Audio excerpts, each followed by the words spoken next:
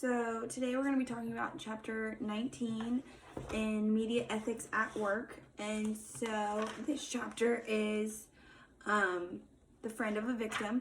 And so I'm just going to get right into the chapter for you. And so this chapter talks about in spring of 2008 in Chapel Hill, a student at the University of North Carolina was found murdered.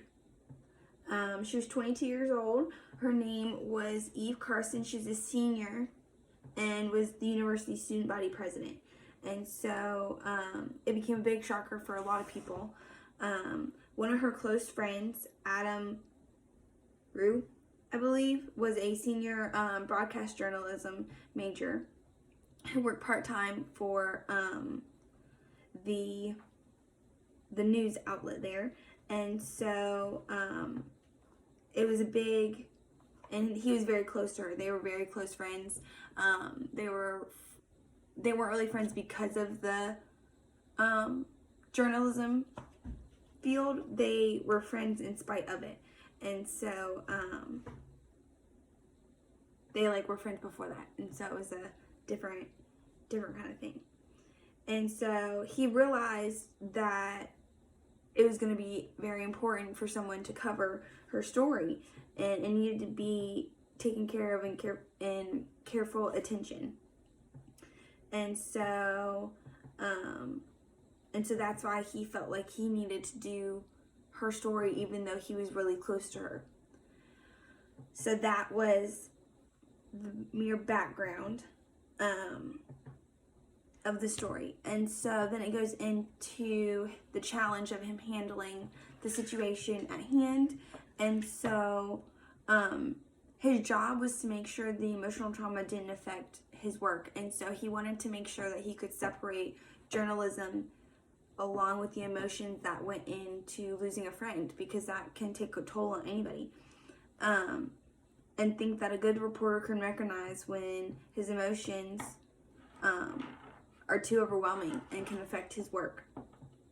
And so as he worked on the story, the first media outlet to identify the victim was his news outlet, because he had sources. And so that was a big topic in the story, because the sources weren't identified.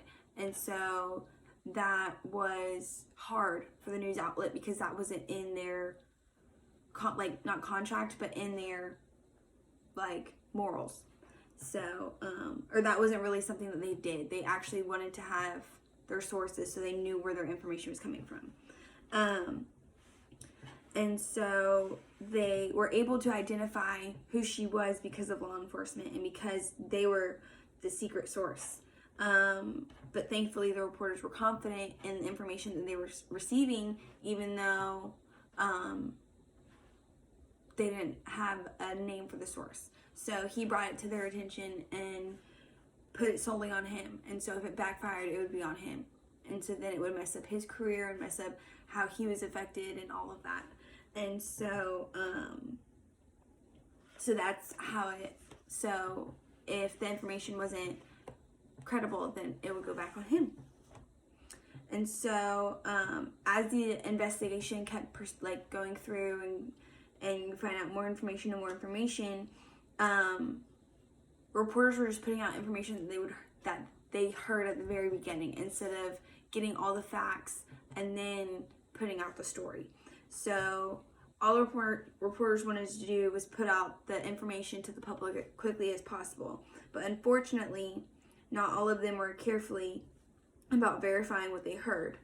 So a lot of people had speculations, a lot of people had misconceptions, and so it was his duty to go on to his radio and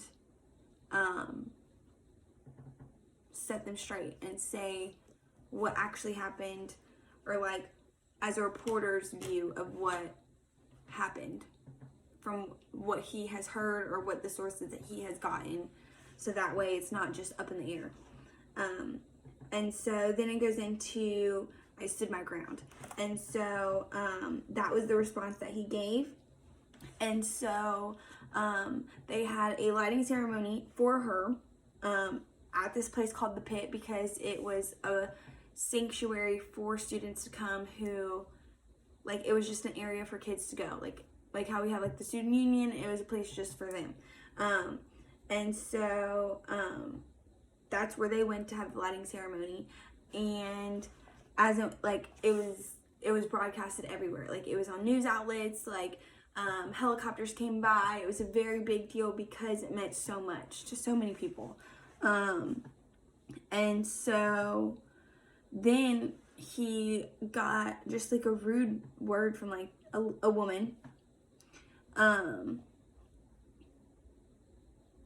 And so he was just saying that I had a woman tell me to get off my phone, and then leave these students alone. And she tried to kick me off the campus, and I stood my ground because it was his moral duty to stand there and videotape for all these people that weren't watching, that weren't able to be there, because that was what he was doing. He went to go and video and record and speak, so that way people could either watch or listen to his podcast or the radio about what was going on. And so he felt like it was his moral duty to do that, because who else would, if that makes sense. And so he believed that it provided access to a wider community. And so even though like the negative reaction happened, there was so much more positive out of it. And so if he didn't stand his ground, if I had not stood my ground or known my rights as a journalist in this situation, could have gone completely different. And so you have to know like what the laws are. And so I'm kind of realizing that as you read through the chapter, because you can be put in situations where maybe you forget what your rights are, or you don't know like what to do in that situation. And so it's always key to know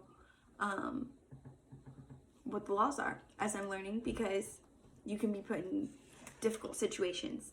And so as you go through it, the aftermath, I'm just going to go through the first three, the beginning of the first three.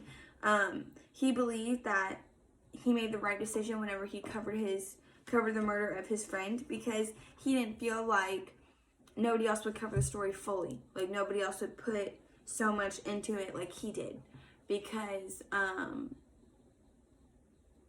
that's just how he felt.